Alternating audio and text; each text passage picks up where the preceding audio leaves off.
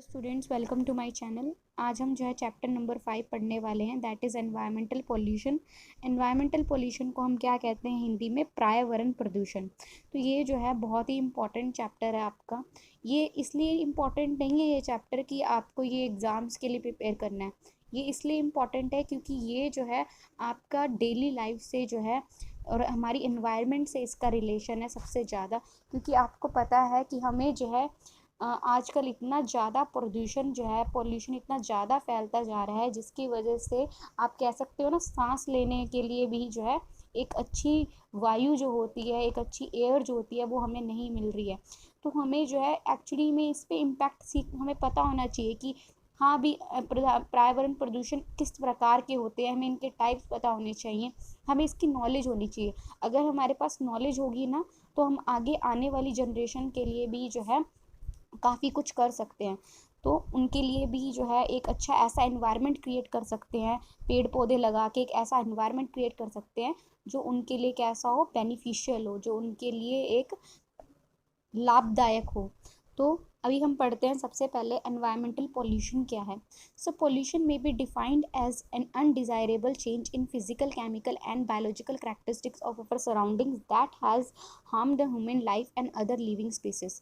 तो पॉल्यूशन क्या है, प्रदूषण क्या है कि वो ऐसी ऐसी चीज़ें जिसकी वजह से क्या है, ऐसे चेंजेस जो है, जो फिजिकल, केमिकल या बायोलॉजिकल चेंजेस जो आ रहे हैं हमारे सराउंडिंग के अंदर, और उसकी वजह से जो है हमारी जो ह्यूमन लाइफ है, और आप कह सकते हो जितनी भी लिविंग स्पीसीज है, जैसे आपके एनिमल्स हो गए, तो उनके ऊपर जो है इसका बहुत ही ज़्यादा जो है हार्मफुल इफ़ेक्ट हो रहा है।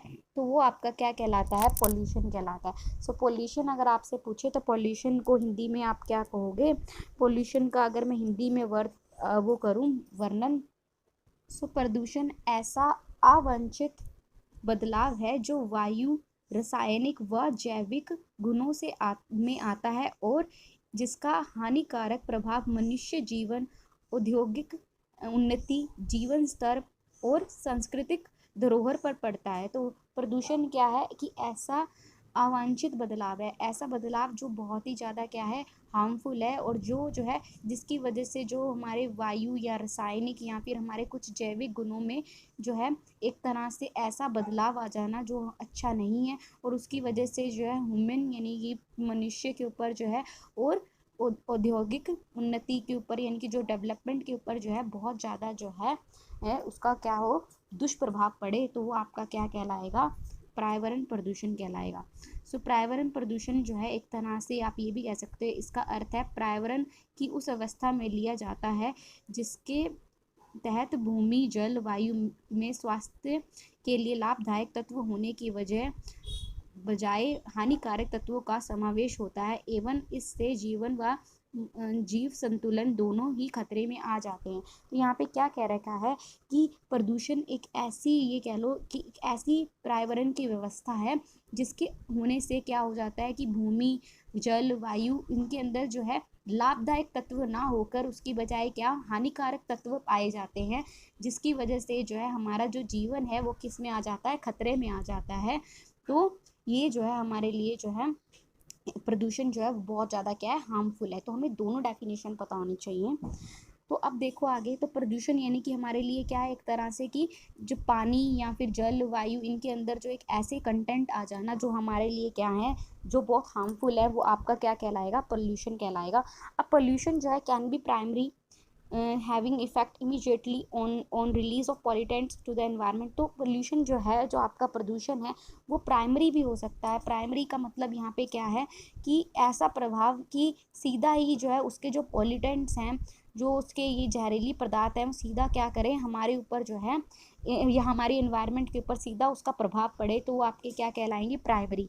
और सेकेंडरी क्या कि the product of interaction after the release of pollutants with moisture, या फिर ऐसा हो जाए कि जो पॉल्यूटेंट्स रिलीज हुए हैं, जो हम ये कह लो कि हार्मफुल जो है पदार्थ जो रिलीज हुए हैं, वो क्या करें, पहले क्या करें, उसमें एयर में जाके मिक्स हो जाए या सनलाइट में थ्रू मिक्स हो जाए, तो उसका जो प्रभाव पड़े वो कैसा होगा? वो आपका सेकेंडरी होगा। अब यहाँ पे पॉल्यूटेंट डिफाइन कर रखा है कि पॉल्यूटेंट एक ऐसा सब्सटेंस है या ऐसा केमिकल या फिर इस तरह का केमिकल सब्सटेंस है जिसको अगर एनवायरनमेंट में रिलीज कर दिया जाए तो उसका हार्मफुल इफेक्ट पड़ता है लिविंग ऑर्गेनिज्म पे। तो हमने प्राइमरी पॉल्यूशन देख लिया। तो प्राइमरी पॉल्यूटेंट क्या होंगे कि वो पॉल्यूटेंट जिनका रिलीज होने के यानी कि ऐसे सब्सटेंस जो एक बार रिलीज हो गए और उसका हमारी एनवायरनमेंट के ऊपर बहुत हार्मफुल इफेक्ट हुआ। और ये सेकेंडरी में क्या था कि इनके रिलीज होने की वजह से जो है मॉइस्चर में जाके मिक्स हो जाए या सनलाइट में मिक्स हो जाए, फिर इंट्रैक्ट होके हमारे ऊपर जो है इसका दुष्प्रभाव पड़े।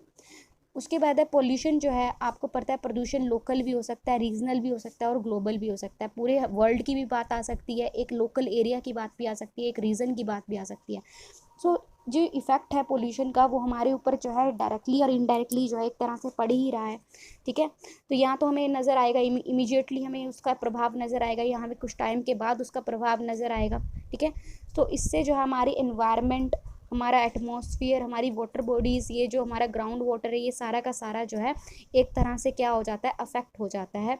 तो ये जो पॉल्यूशन है इसका इफेक्ट आपका शॉर्ट टर्म भी रह सकता है और आपका लॉन्ग टर्म भी रह सकता है। यानी कि प्रदूषण का प्रभाव यहाँ तो बहुत टाइम तक रहेगा, यहाँ क्या हो सकता है बहुत कम टाइम तक रहे। हमने पॉल्यूटेंट्स तो सीख लिए, पोल्यूशन हमें पता लग गया कि ऐसे सब्सटेंसेस जो किसी भी पानी या फिर एयर या वाटर इन सब के अंदर मिक्स होने की वजह से जो है अनडिज़ायरेबल चेंजेस लेके आए जो हमारे लिए क्या हो, हार्मफुल हो, वो आपके क्या कहलाते हैं, पॉल्यूशन कहलाते हैं। अब देखो यहाँ पे सबसे पहला पोल्यूशन जो हम पढ़ने वाले हैं that is air pollution. Air pollution में क्या होता है कि is defined as the presence of foreign substances in air in excessive concentration which adversely affects the well-being of the individual or cause damage to property। तो यहाँ पे क्या कह रखा है कि जो ऐसे सब्सटेंसेस, ऐसे ये कह लो कि फॉरेन सब्सटेंसेस यानी कि ऐसे पॉल्यूटेंट्स जो एयर में इतने ज़्यादा पाए जाएं और जिसकी वजह से जो है हमारे जो इंडिविजुअल यानी कि हम लोगों पर जो है उसका क्या पड़े, दुष्प्रभाव पड़े, या हमारी जो है प्रॉपर्टी के ऊपर डैमेज हो, वो आपके क्या कहलाएंगे, एयर पोल्यूशन कहलाएंगे। सो एयर पोल्यूशन बेसिकली क्या है कि ऐसे ये कह लो फॉरेन सब्सटेंसेस का मतलब ऐसे ये कह लो ऐसे विदेशी तत्व जो एयर में पाए जाएं, जो हमारी वायु में पाए जाएं और उसकी वजह से जो है हमारी ह्यूमन बींग, हमारे ऊपर जो है इसका क्या पड़े, दुष्प्रभाव पड़े।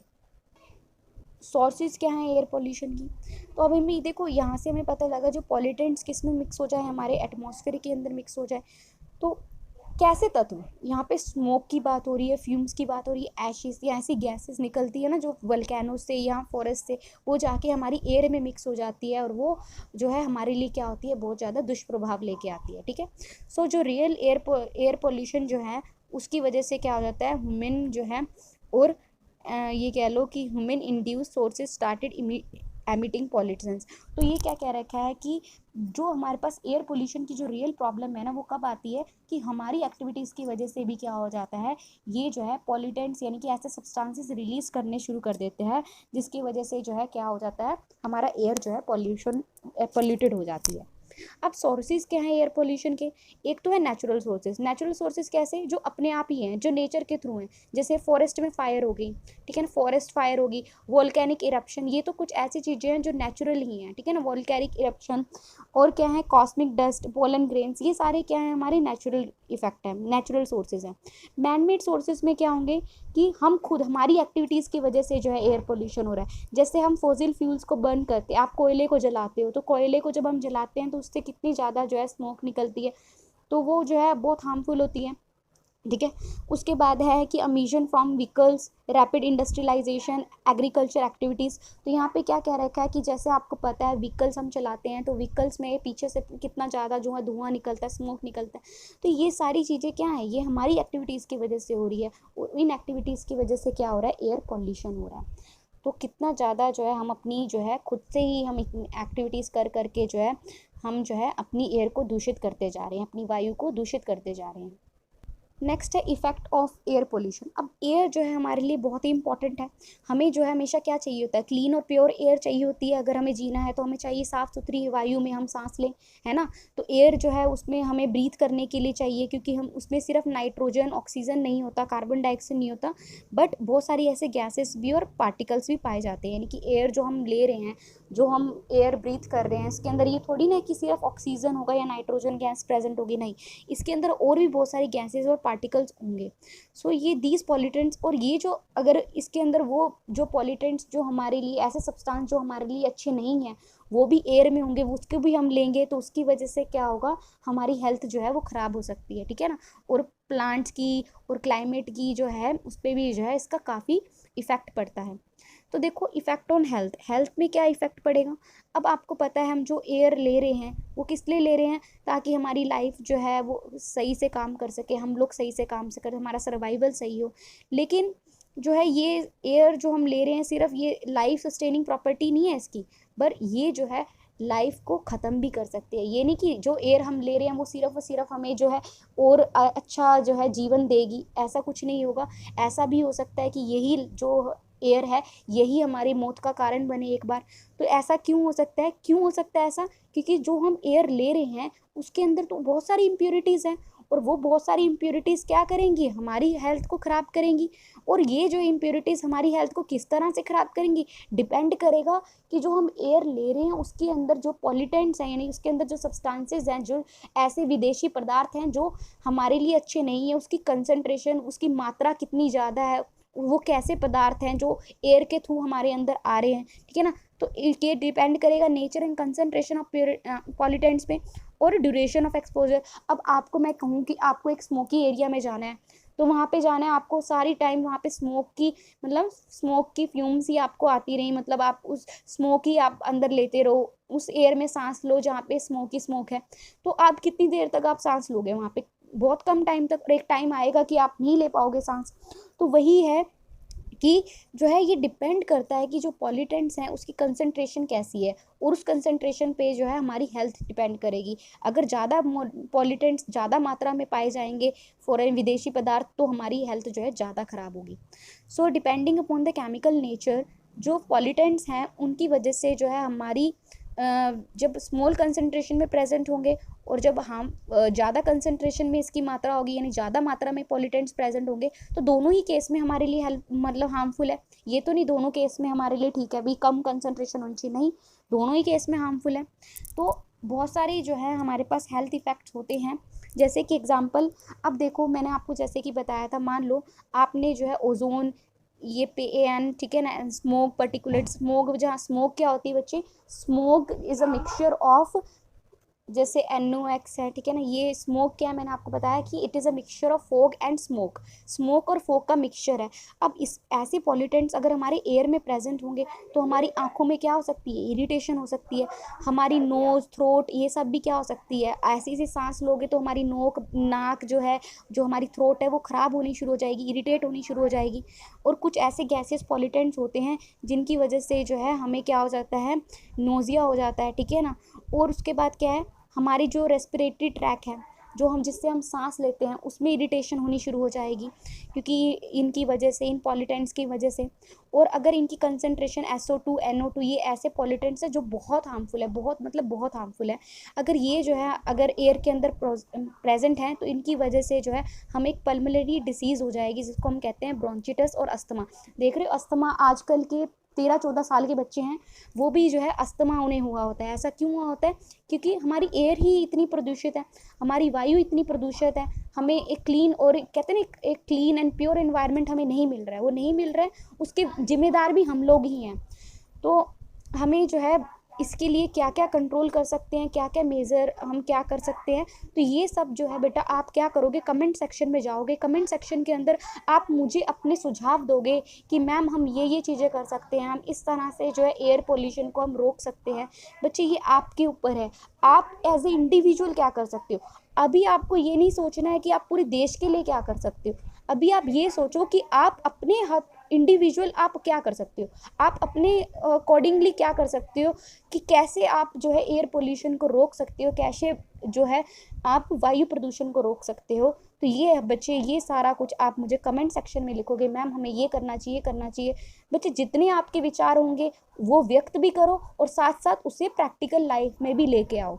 नेक्स्ट है बच्चे कार्बन मोनोऑक्साइड, मैंने आपको बताया था carbon monoxide that is very dangerous gas, ठीक है ना। तो इसकी वजह से ये कैसे निकलती है, जब हम फॉसिल फ्यूल को जलाते हैं, और जब जलाते हैं तो उसका अच्छी तरह से कंबशन नहीं होता है, तो उसकी वजह से कार्बन मोनोऑक्साइड गैस प्रेजेंट होती है, ठीक है ना।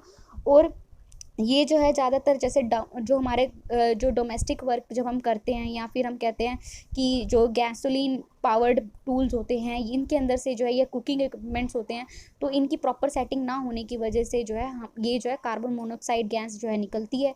और ये जो है अगर इसका मात्रा कार्बन मोनोऑक्साइड का 100 पिकोमीटर से जो है ppm, दैट इज पिकोमीटर, ठीक है ना, ppm parts per million, that is not pico, that is parts per million, ठीक है ना, 100 पार्ट्स पर मिलियन अगर इससे ज़्यादा हो जाती है तो ये जो है ह्यूमन हेल्थ के लिए बहुत डेंजरस है।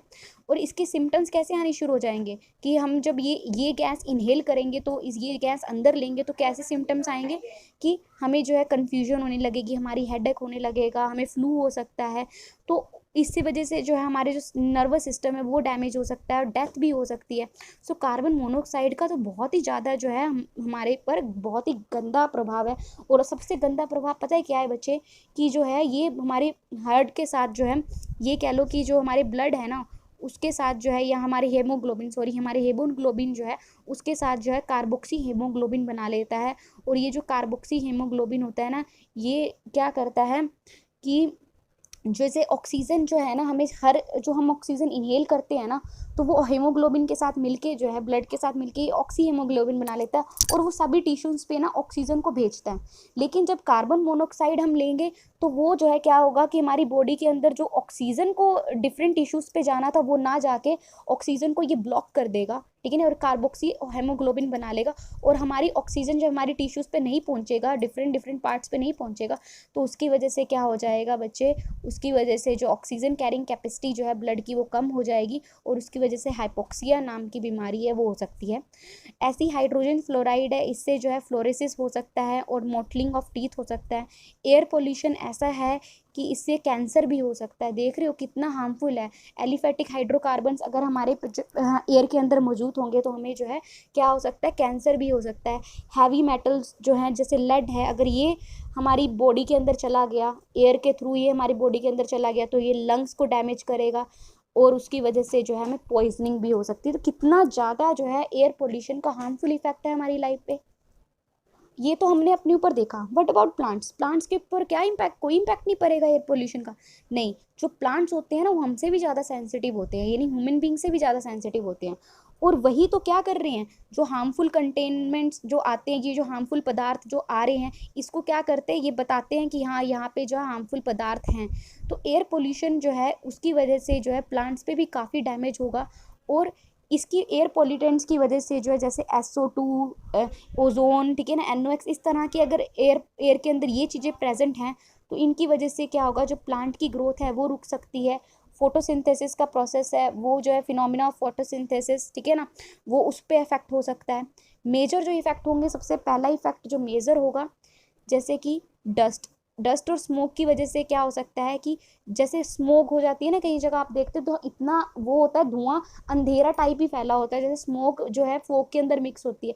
तो उसकी वजह से जो है सनलाइट, जब स्मोक होती है तो सनलाइट तो नहीं पहुंच पाती ना, जो सनलाइट नहीं पहुंच पाएगी प्लांट्स के पास तो फोटोसिंथेसिस नहीं होगा, वो खाना नहीं बना पाएंगे। तो उसकी वजह से क्या हो जाएगा, जो स्टोमेटा है उसकी क्लोगिंग होनी शुरू हो जाएगी और वो जो है क्या करेगा, विच में reduce the intake of carbon dioxide. तो ये जो है कार्बन डाइऑक्साइड का इनटेक को मतलब होने से रोक देगा। ऐसे ही कुछ प्लांट्स इतने सेंसिटिव होते हैं, फ्लोराइड अगर ऐसा ये फ्लोराइड प्रेजेंट है हमारी एयर के अंदर तो उसकी वजह से क्या हो जाएगा, तो बहुत ही ज़्यादा डैमेज होगा, but resistant two sulphur dioxide. मतलब ये कह रहा है क्या है कि फ्लोराइड से भी सेंसिटिव है और जो सल्फर डाइऑक्साइड है वो तो उनको चाहिए ही नहीं है, ठीक है, तो वो बहुत ही ज़्यादा हार्मफुल है उनके लिए। ऐसे ही कुछ प्लांट्स जो हैं एयर पोल्यूशन की वजह से जो है उनकी सेंसिटिविटी, मतलब वो बहुत ज़्यादा सेंसिटिव होते हैं एयर पॉल्यूटेंट्स जो उनके साथ इंटरेक्ट करते हैं, जैसे कि यहाँ पे बहुत सारे ऐसे फैक्टर्स हैं, यानी sensitivity of plants to air pollution depend upon. देखो जो एयर पॉल्यूटेंट्स जो हैं वो प्लांट्स के ऊपर कैसे इफेक्ट पड़ेगा वो डिपेंड करेगा उसकी क्लाइमेट, उसकी कंडीशन, उसकी वाटर, उसकी ह्यूमिडिटी के ऊपर। उसके बाद है बच्चे ओजोन जो है वो क्या करता है, प्री मेच्योर एजिंग करता है, ठीक है ना, सरप्रेस ग्रोथ रुक जाती है ओजोन की वजह से। देखो बच्चे पहले ओजोन लेयर हुआ करती थी जो हमें प्रोटेक्ट करती थी कि उससे ओजोन से, बट जैसे जैसे हम लोग इतनी ज़्यादा हार्मफुल हम काम करते हैं, इतने ज़्यादा हम पॉल्यूशन क्रिएट कर रहे हैं, तो ओजोन लेयर भी डिप्लीट होनी शुरू हो गई है। तो जो सनलाइट पहले मतलब जो हमारे लिए हार्मफुल होती थी, जिसे ओजोन लेयर रिमूव करती थी, अब होल्स हो गए हैं, वो डायरेक्टली हमारे पास आ रही है। तो आपको पता है फिर कितना कुछ डैमेज हो सकता है। ऐसे ही नाइट्रोजन डाइऑक्साइड जो है, इसकी वजह से जो है ब्लीचिंग होनी शुरू हो जाती है, या फिर ग्रोथ जो है प्लांट की रुक जाती है। फ्लोराइड्स की वजह से जो है जो नेक्रोसिस एट लीफ टिप, जो है लीफ टिप के ऊपर नेक्रोसिस हो जाता है। ऐसे ही पैन का मतलब है प्रॉक्सी एसिटाइल नाइट्रेट।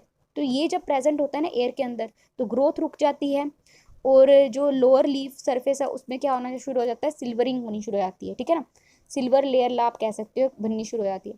तो इसका मतलब जो एयर पोल्यूशन है that is very harmful, not only for us but also for plants, ठीक है ना, सभी के लिए हार्मफुल है। तो क्या कंट्रोल, कैसे कंट्रोल कर सकते हैं? सबसे पहले आप क्या कंट्रोल कर सकते हो कि आप जो है ये जो एटमॉस्फेरिक डिल्यूशन ऑफ स्मोक